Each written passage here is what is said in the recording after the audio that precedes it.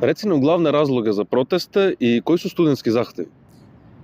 Pa da, glavni razlozi za protest bi bio taj napad na studente FDU-a koji se desio 22. novembra 2024. godine, kada su mirno na ulici odavali poštu stradalima u Novom Sadu, kada su bili napadnuti i jednostavno to nasilje nas je dovelo do situacije da smo bili primorani da uđemo u blokade koja je narušila našu sigurnost, pa i sama nasilštica je jedan od razloga i shodno tome smo i napravili zahteve koji su, prvi zahtev je da se objavi sva dokumentacija vezana za nasilšnicu u Novom Sadu koja nije kompletno objavljena.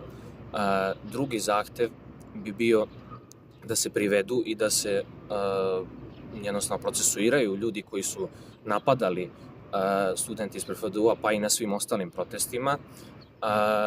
Treći zahtev bi bio da se svi ljudi koji su uhapšeni na protestima, koji su nevini, da se jednostavno oslobode svih optužnica. I četvrti zahtev bi bio da se za 20% poveća budžet za visokoškolske ustanove u ovoj državi. I mi kao Univerzitet umetnosti imamo peti zahtev koji glasi da želimo javno izvinjenje Radio-televizije Srbije zbog lažnog izveštavanja u Dnevniku 2. I jednostavno taj zahtev smo dodali jer vidimo da dugi niz godina RTS ne radi svoj posao i trenutno, pošto je rok za taj zahtev koji smo postavili istekao, trenutno smo ušli u bojkot RTS-a. Znači, bojkotujemo tu televiziju, čak je Megaplenum naših studenta Univerziteta umetnosti objavio medijski rat njima. Tako da, jednostavno, mislimo da su oni jako bitan faktor u svemu ovome, jer su bili jedan od tih medija koji je širio to nasilje, mislim, tipa nazivajući nas, tako što su nas poredili sa Hamasom, na primer, ali jednostavno nešto čemu moramo stati na kraj je bio lažno izveštavanje RTS-a. Kako je biti student u Srbiji? Utiču li uslove studiranja na masovnost protesta? Pa definitivno da je uticalo, mislim, zato postoji taj, mislim da je četvrti zahtev po redu da se poveća budžet za visokoškolsko obrazovanje, zato što uslovi što se finansija tiče nisu baš najbolji, ali mislim što se tiče naših profesora i same struke koja radi sa nama, moramo priznati da je jako dobra. Ali definitivno da utičemo na masovnost time što su studenti mogu da utiču na sve sfere društva. Svako kod kuće ima nekoga ko radi u nekoj drugoj struci, a većina nas, to jest većina građana ima nekoga ko studira. Znači, neko koji dete njihovo ide na studije, ne znam da li je to bio FMU, da li to bio neki drugi fakultet. Uglavnom, mi smo time uticajem i na svoje roditelje i medijski kroz naše profile, kroz razne medije tipa novina u Srbiji smo uticali da se ovo omasovi, iako je uticalo takođe i to neka narodna inicijativa, konačno kada smo to pokrenuli, to je ciklus koji se sam nastavio. Dakle, da je narod krenuo da se sam budi. Posle toga video je da je ovo situacija u kojoj konačno moramo da reagujemo. Već ste 5 meseca, ako dobro računam, na ulici protestujete. Otprilike. Da. Koje su buduće aktivnosti studentskog plenuma i studentskih protesta?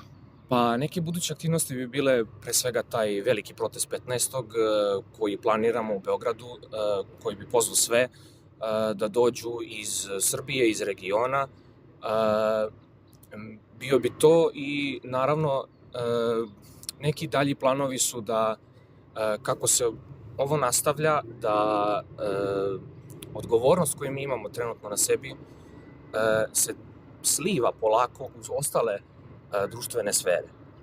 Znači, svi ostali ljudi koji nas podržavaju, koji su pravnici, koji su, ne znam, farmaceuti, medicinari, radnici u kulturi, umetnosti, da svi stanemo i da svi zajedno pokušamo da donesemo neke promene koje bi nam mogle doneti dobro na duge staze.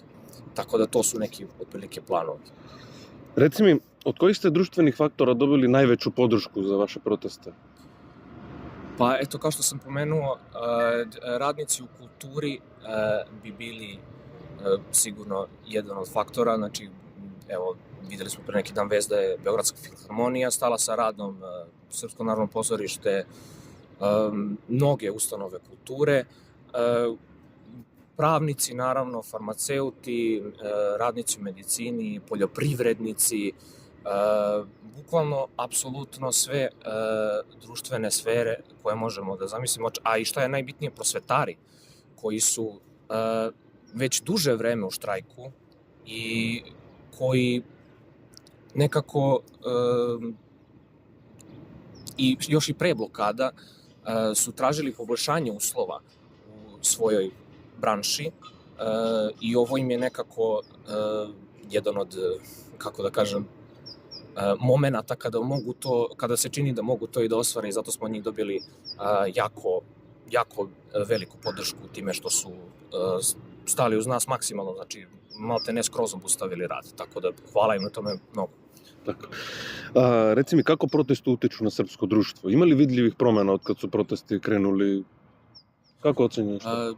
Definitivno da ima. To smo svi primetili da smo svim ovim protestima promenili znatno klimu u društvu i da smo proširili jednu dozu solidarnosti koja je uticala na to da se ljudi oslobode straha koji imaju, da nešto kažu, da se izjasne jednostavno, da imaju slobodu da kažu da ovo nije u redu.